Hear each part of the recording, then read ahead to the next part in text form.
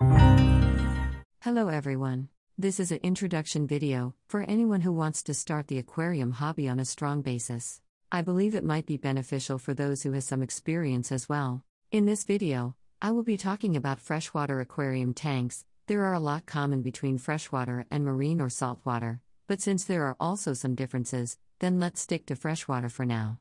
Any freshwater tank needs to have the following components. Some of them are mandatory, that must be available in any tank, while others are optional that you don't have to include, and others are mandatory in specific cases. Let's go into the details. The first thing that you must have is the aquarium tank itself, which can be made of glass, plastic, or acrylic, and of course we will need to fill the tank with water, but before adding the fish to the tank we must have what we call the nitrogen cycle, which we will talk about in more details on a later video. Usually, we use soil or substrate in the tank, which gives it a more natural look, but some people might have a bare bottom tank, so this component is considered as optional.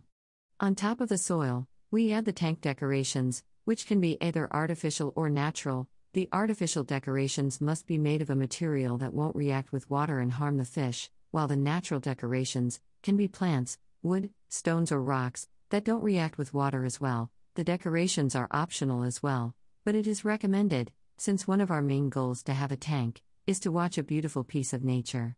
The most important component in any tank is the filter. Filters comes with different capacities, sizes and types, and we will definitely need to have a specific video to talk about the filters and the different types of filtrations that we need to have in any tank.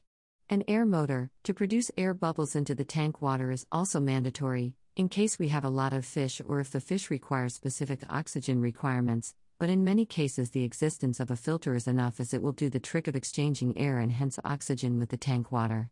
Usually the temperature that we need in a tank is something between 20 and 25 degrees Celsius, so if the room temperature is below this or even above, then you will either need a water heater, a chiller, or a fan.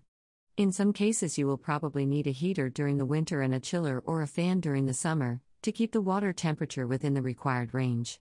For planted tanks, especially if you are keeping what we call high-energy or high-tech plants, you will need a carbon dioxide source, which will need a specific video as well. And finally you will need a light source, especially for planted tanks. There are more components, devices and gadgets to consider having in a tank as well, like tools to clean the tank, an automatic doser for dosing the tank with the needed chemicals, a timer to switch the light on and off at specific times, and much more. But I believe most of these are optional and we don't really need to include in this introductory video. Later in this series, I will be talking in more details about each of these components, and we'll talk about the optional components as well. Hope this video was beneficial as an introductory video for anyone starting the aquarium hobby. If you like it, then please like, subscribe and ring the small bell to receive the notifications, and don't forget to leave me a comment with suggestions for coming videos.